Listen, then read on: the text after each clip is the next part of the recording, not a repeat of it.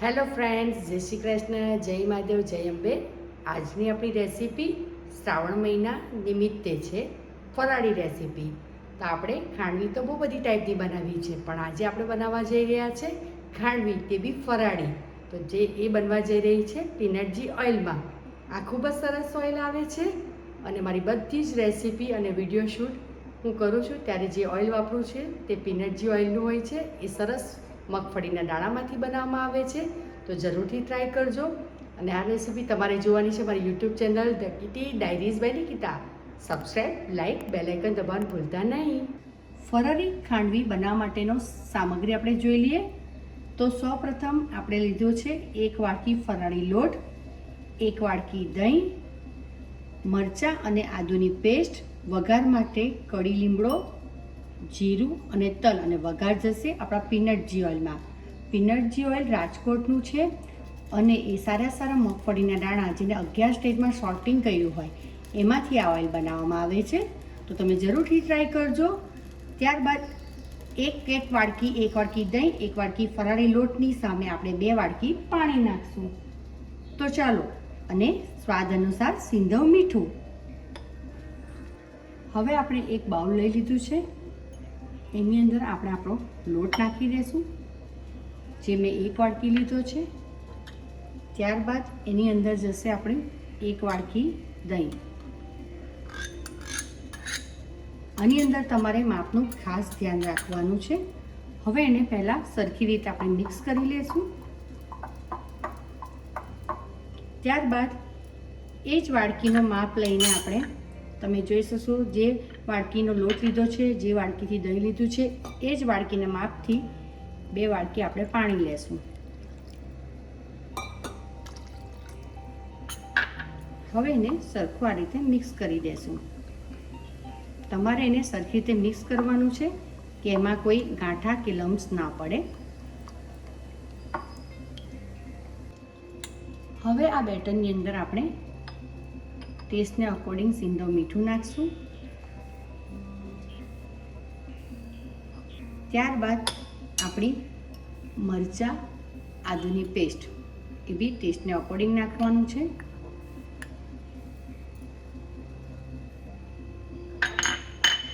હવે એને આપણે આ રીતે સરખી રીતે મિક્સ કરી દઈશું.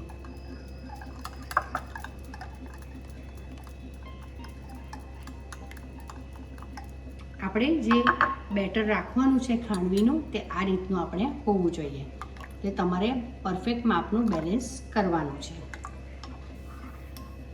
હવે આપણે એને ગાળી લેશું, કારણ કે એની અંદર જે મરચાં આદુની પેસ્ટ કે જે લમ્સ કે કશું ગાંઠા પડ્યા હોય લોટના, તો તે થવા ના જોઈએ. એટલે આપણે એને ગળણીની મદદથી ગાળી લેશું.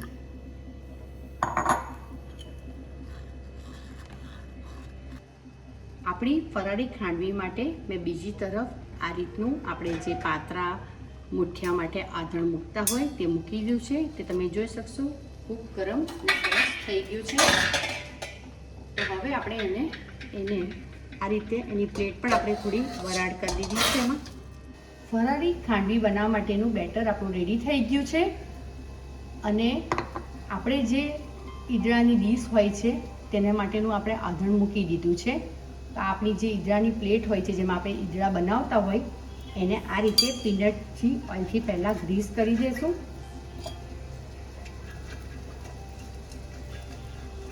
ત્યારબાદ આપણું આધણ જે રેડી થઈ ગયું છે એની અંદર આપણે આપણી ડીશ મૂકી દઈશું. હવે આપણે આપણી ખાંડવી જે મૂકવાના છે એ આધણની અંદર સૌપ્રથમ આપણે આપણી આ ડીશ મૂકી દઈશું. ત્યારબાદ આપણે જે બેટર રેડી કર્યું છે તમે જોઈ શકશો, એને પાતળું મૂકવાનું છે. તો આ રીતે એને સ્પ્રેડ કરી દઈશું. હવે એને 5 થી 7 મિનિટ માટે બેક કરવા, એટલે કે બનવા માટે, જેમ તમે ઈદડા બાફવા માટે મૂકો છો એ રીતે મૂકી દેશું. તો હવે આપણે ચેક કરી લઈએ. ખૂબ સરસ આપણી પાટોળી માટે બેટર થઈ ગયું છે. તો ચાલો આપણે હવે એને એમાંથી કાઢી લઈએ, ત્યારબાદ પાટોડીની તૈયારી કરીએ. હવે આપણે પાટોડીના રોલ વાળવા માટે કાપ મૂકી દઈશું.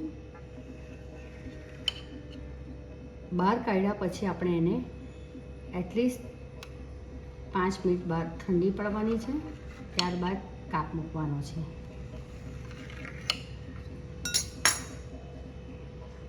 તો હવે આપણે આ પાટોડીને રોલ વાળીએ છીએ. આ આપણો સાબુદાણા, મોરિયો બધા લોટ મિક્સ આવતા હોય છે, એટલે એની ચીકાશ બહુ હોય છે, જો તમે આ રીતે જોઈ શકશો. એટલે મેં 2 આંગળી પર ઓઇલ લગાવી દીધું છે અને એને ધીમે ધીમે હું ફોલ્ડ કરું છું. તમે જોઈ શકશો. બહુ હળવા હાથે એને ગોળ રોલ ફેરવવાનું છે, તો જ તમારી પાટોડી ફરાળી નીકળશે ને આ રીતે રોલ થશે. તમે જોઈ શકશો આપણી ફરાળી પાટોડી ખૂબ જ સરસ. જ્યારે બની જાય, ડીશ બહાર નીકળે, ત્યારબાદ 5 મિનિટ પછી એને આ રીતે ગોળ વાળવાની છે. તે પહેલાં વાળવાની નથી, નહીં તો ઉખડશે નહીં. તો તમે જોઈ શકશો ખૂબ સરસ રોલ થાય છે. જો તો આપણી પાટોડી રેડી થઈ ગઈ છે. તો હવે આપણે એની વઘારની તૈયારી કરશું.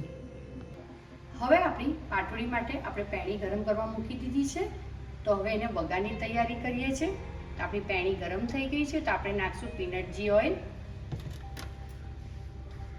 જેવો પીનટ ઓઇલ ગરમ થાય એટલે એની અંદર જશે આપણા જીરું,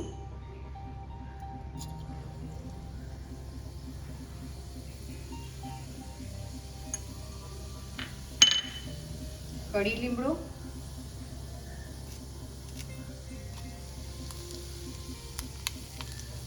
અને તલ.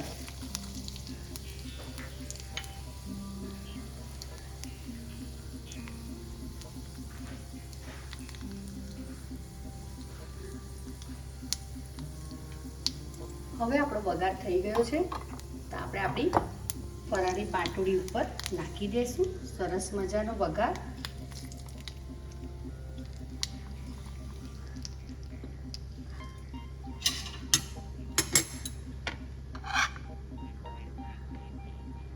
તમે જોઈ શકશો આપણી પાટોડી ખૂબ જ સરસ થઈ છે ફરાળી. તમે નોર્મલ પાટોડી તો બહુ જ બનાવો છો, તો તમે એકવાર હમણાં શ્રાવણ મહિનામાં આ આપણી ફરાળી પાટોડી પર ટ્રાય કરજો. ખૂબ સરસના પ્રેઝન્ટેશન સાથે આપણી પાટોડી રેડી થઈ ગઈ છે.